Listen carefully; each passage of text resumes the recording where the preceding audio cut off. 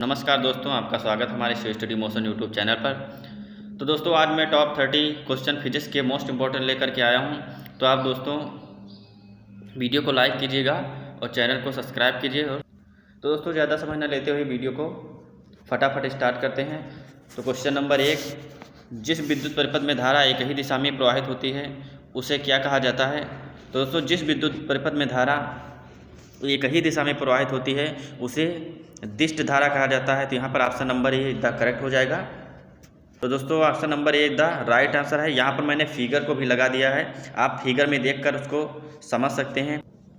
दोस्तों अगला question, dynamo एक मशीन है जिसका कार्य है। तो डायनमो एक मोटर की तरह, डायनमो एक मोटर है जो विद्युत ऊर्जा को यांत्रिक ऊर्जा में परिवर्तित करता है। तो इसका कार्य विद्युत ऊर्जा को यांत्रिक ऊर्जा में परिवर्तित करना होता है। तो option number see the right answer हो जाएगा। तो अगला क्वेश्चन, यदि किसी प्रतिरोध तार को लंबा किया जाए तो उसका प्रतिरोध होगा। अगर किसी प्रतिरोध तार को लंबा कर देंगे तो उसका प्रतिरोध उसका बढ़ेगा। तो यहाँ option number A the right answer हो जाएगा। अगला क्वेश्चन, चालक का विद्युत प्रतिरोध किससे स्वतंत्र होता है? तो चालक का विद्युत प्रतिरोध ऑप्शन नंबर यहाँ बी द राइट आंसर हो जाएगा, दाब से स्वतंत्र रहता है।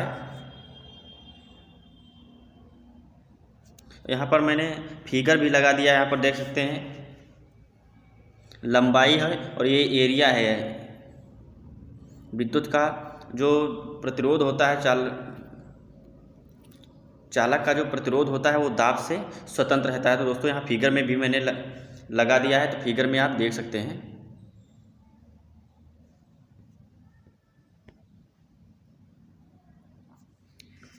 घरेलू विद्युत उपकरणों में प्रयुक्त सुरक्षा फ्यूज किस धातु से बने होते हैं? तो घरेलू विद्युत उपकरणों में प्रयुक्त फ्यूज तार जो होता है वो गलनांक कम हो, उस ऑप्शन नंबर यहाँ पर बी द राइट आंसर हो जाएगा। कम गलनांक के घरेलू जो उपकरणों में फ्यूज लगाया जाता है वो कम गलनांक का लगाया जाता है, जिससे कि ओवरलोड होने पर यह फ्यूज कम गलनांक का होने के कारण यह पहले ही जल जाता है और यह घरों में लगे हुए महंगे जो इंस्ट्रूमेंट होते हैं उनको जलने से बचाता है। तो यहाँ पर कम गलनांक का फ्यूज तार उपयोग किया जाता है।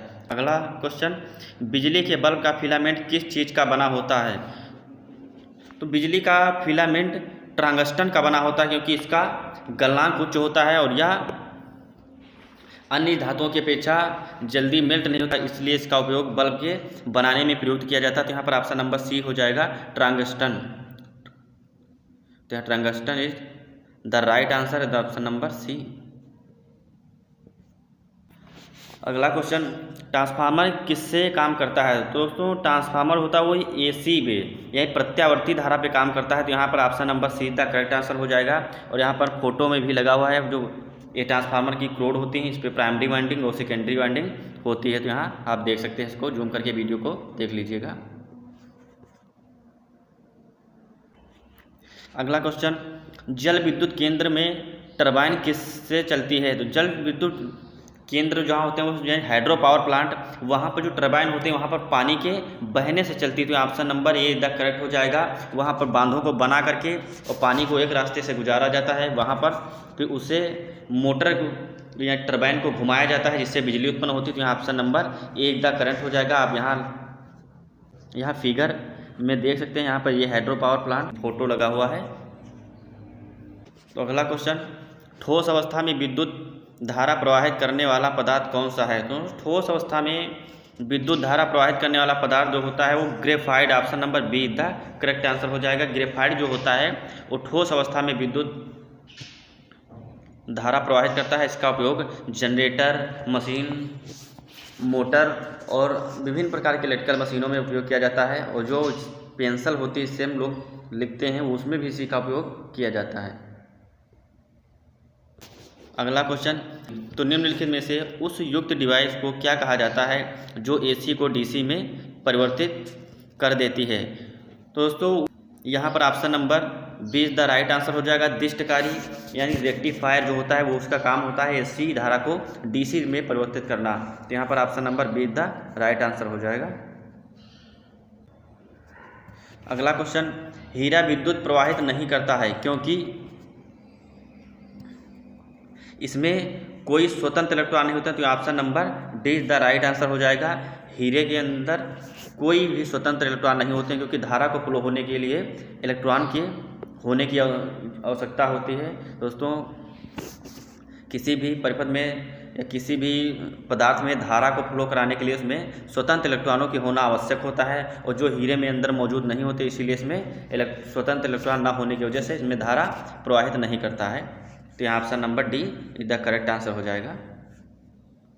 अगला क्वेश्चन है, गैल्वेनोमीटर के द्वारा पता लगाते हैं। तो गैल्वेनोमीटर के द्वारा ऑप्शन नंबर द राइट सी हो जाएगा, धारा का पता लगाया जाता है। गैल्वेनोमीटर धारा का पता लगाने के लिए गैल्वेनोमीटर का प्रयोग किया जाता है। तो option number see the right हो जाएगा, गैल्वेनोमीटर के द्वारा धारा का पता लगाया जाता है।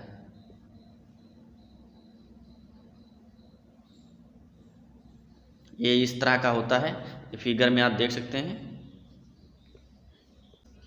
अगला क्वेश्चन, सौर कोशिकाएं किसके सिद्धांत पर काम करती हैं। तो दोस्तों, सौर कोशिकाएं प्रकाश उल्टीय प्रभाव पर कार्य करती हैं। तो यहाँ पर option number A the right answer हो जाएगा। जो सोलर सेल होते हैं कोशिकाएं, वो प्रकाश उल्टी प्रभाव पर कार्य करती हैं। तो option number A is the right.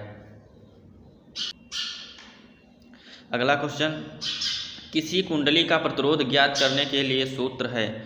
तो मेरे प्यारे दोस्तों, इसका राइट आंसर सी हो जाएगा, R = V/I। जो होता है रजिस्टेंस ज्ञात करने के लिए, किसी भी कुंडली का प्रतिरोध ज्ञात करने के लिए जो सूत्र होता है R = V/I का, इसी सूत्र का प्रयोग किया जाता है। यहाँ पर मैंने तीनों दे दिया है, लिखा करंट का है और वोल्टेज का है, रेजिस्टेंस का है।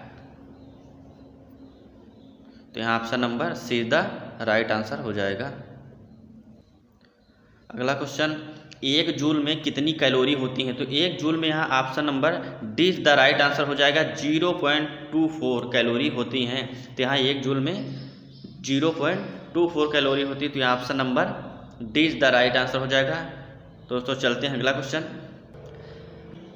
निम्न में से कौन सा पद विद्युत परिपथ में विद्युत शक्ति को निरूपित करता है। दोस्तों, विद्युत परिपथ में विद्युत शक्ति को निरूपित करता है। तो यहाँ option number B is the right answer हो जाएगा, परिपथ में विद्युत शक्ति को निरूपित करता है। तो I × R² the right answer B, option number B हो जाएगा। दोस्तों, ये मोस्ट इम्पोर्टेंट क्वेश्चन है, ये कई एग्जाम में पूछा भी जाता है।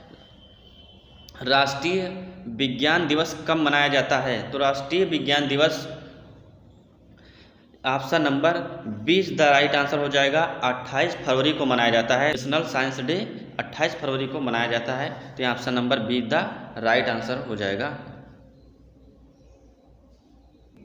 अगला क्वेश्चन, वायुमंडलीय दाब को मापने में यंत्र का उपयोग किया जाता है। वायुमंडलीय दाब को मापने में यंत्र का उपयोग किया जाता है। तो दोस्तों, यहाँ पर राइट आंसर बी हो जाएगा, बैरोमीटर का। वायुमंडलीय दाब को मापने के लिए बैरोमीटर का उपयोग किया जाता है। तो बी द राइट आंसर हो जाएगा। तो अगला क्वेश्चन, पराश्रव्य तरंगे वह तरंगे हैं जिनकी आवृत्ति 20,000 हर्ट्ज से अधिक होती है। तो दोस्तों, पराश्रव्य तरंगे 20,000 हर्ट्ज से अधिक। तो option number see the right answer हो जाएगा। जो पराश्रव्य तरंगे होती हैं वो 20,000 हर्ट्ज से अधिक की होती हैं, जो मनुष्यों के कान के द्वारा नहीं सुनी जा सकती हैं, क्योंकि उनको चमगादड़ और कुछ वगैरह पक्षी हैं जो उनको सुन सकते हैं। और जो मनुष्य की जो सुनने की सामर्थ्य होती है वो 20 हर्ट्ज से लेकर 20,000 हर्ट्ज तक मनुष्य ध्वनि को सुन सकता है। दोस्तों, वीडियो को लाइक करते रहिए और शेयर करते रहिए, क्योंकि वीडियो बनाने में बहुत मेहनत लगती है। दोस्तों, यहाँ पर विद फ़ोटो के साथ मैंने इसको समझाया हुआ है, यहाँ पर फ़ोटो भी लगा हुआ है, आप इसको देख सकते हैं। अगला क्वेश्चन, दूरबीन का आविष्कार किया था। तो ऑप्शन नंबर ए गैलीलियो ने, बी गुटेनबर्ग ने, सी एडिसन ने, डी ग्राहम बेल ने। तो यहाँ पर राइट आंसर हो जाएगा ए गैलीलियो ने किया था। तो जो दूरबीन का आविष्कारक थे, जो दूरबीन के आविष्कारक थे वो गैलीलियो थे। तो इन्होंने तो यहाँ option number A is the right answer हो जाएगा, गैलीलियो ने किया था। क्वेश्चन, मायोपिया से क्या तात्पर्य है। दोस्तों ये मायोपिया होता है वो निकट दृष्टि दोष से जाना जाता है। तो निकट दृष्टि दोष होता है उसको मायोपिया कहा जाता है। तो यहाँ पर बी द राइट आंसर हो जाएगा। तो यहाँ पर फिगर में भी देख सकते हैं, ये फिगर बना हुआ है जो आँख है, नेत्र का है, जो मानव नेत्र का फिगर बना हुआ है। आप इसमें मानव की विभिन्न पार्टों को पीछे देख सकते हैं। आप इसको जूम करके देख लीजिएगा। तो दोस्तों अगला क्वेश्चन, ऑप्टिकल फाइबर किस सिद्धांत पर कार्य करता है। तो ऑप्टिकल फाइबर जो होता है वो पूर्ण आंतरिक परावर्तन पर कार्य करता है। Option number D is the right answer हो जाएगा। तो यहाँ दोस्तों ये ऑप्टिकल फाइबर का फिगर बना हुआ है। ये जो बाहरी कवर दिख रहा है, इसको बाहरी का आउटर जैकेट जो इसको मजबूती देने के लिए, कोर की सुरक्षा प्रदान करने के लिए उसको कई लेयर में बनाया जाता है और यह कई लेयर में बना होता है, जो आप इसको देख सकते हैं। अंतिम कोडिंग है, आउटर जैकेट होता है, स्ट्रेंथ होता है, क्लैडिंग होता है और लास्ट में कोर होता है। ये इस कोर के अंदर ही लाइट जो चलता है। तो ऑप्टिकल फाइबर का उपयोग जो नेट चलता है मोबाइल में हमारे, ये समुद्र के नीचे केबल बिछाई जाती है, इसी के द्वारा हमारा जो नेट होता है वो चलता है, जो हम अन्य देशों से बात कर पाते हैं या किसी अन्य देश से जो बातचीत होती है, कम्युनिकेशन होता है का माध्यम है वो इसी ऑप्टिकल फाइबर के थ्रू होता है। तो इसको समुद्र में बिछाया जाता है। दोस्तों कई लेयर में बना होता है, आप देख सकते हैं, इसमें दिया हुआ है, इसको फिगर में देख लीजिएगा। अगला क्वेश्चन, एक दंत चिकित्सक द्वारा रोगी के दांतों की जांच के लिए प्रयुक्त होने वाला दर्पण। तो दोस्तों एक दंत चिकित्सक के द्वारा जो रोगी के द्वारा दांतों का जांच करने के लिए उपयोग किया जाता है वो अवतल दर्पण होता है। तो यहाँ पर option number A is the right answer हो जाएगा। अवतल दर्पण का उपयोग किया जाता है डॉक्टर के द्वारा। अगला क्वेश्चन, निम्नलिखित में से ऊष्मा की इकाई नहीं है। तो यहाँ ऊष्मा की इकाई option number D is the right answer हो जाएगा, वाट। ऊष्मा की जो इकाई है वो वाट नहीं है। तो यहाँ option number D is the right हो जाएगा। चलते हैं दोस्तों अगला क्वेश्चन, दूरदृष्टि निवारण के लिए काम में लेते हैं। तो जो दूरदृष्टि निवारण के लिए दोस्तों दूरदृष्टि निवारण के लिए जो लेंस उपयोग किया जाता है वह उत्तल लेंस है। तो यहाँ option number be the right answer हो जाएगा। यहाँ उत्तल लेंस करेक्ट हो जाएगा। दूर दृष्टि निवारण के लिए उत्तल लेंस का उपयोग किया जाता है। तो यहाँ मैंने फिगर में भी लगा दिया है, आप देख सकते हैं। दोस्तों अगला क्वेश्चन है, रंटजन ने आविष्कार किया था। दोस्तों रंटजन ने आविष्कार एक्सरे मशीन का किया था। तो यहाँ option number the right answer हो जाएगा, एक्सरे मशीन। एक्सरे मशीन जो आप देख सकते हैं यहाँ पर उसका इमेज दिया हुआ है एक्सरे मशीन का। ये एक्सरे मशीन है जिस पे इसके द्वारा मनुष्य की बॉडी का जो होता है उसको किसी भी पार्ट में जब कोई फ्रैक्चर वगैरह हो जाता है तो इसी मशीन से उसका एक्सरे लिया जाता है। तो ये एक्सरे मशीन है, आप तो इमेज में दिया हुआ है, आप इसमें देख सकते हैं। अगला क्वेश्चन है, ध्वनि की पिच किस पर निर्भर करती है। तो ध्वनि की pitch option number A the right answer हो जाएगा, आवृत्ति पर निर्भर करती है। जो ध्वनि की पिच होती है वह आवृत्ति पर निर्भर करती है। तो यहाँ पर मैं देख लीजिए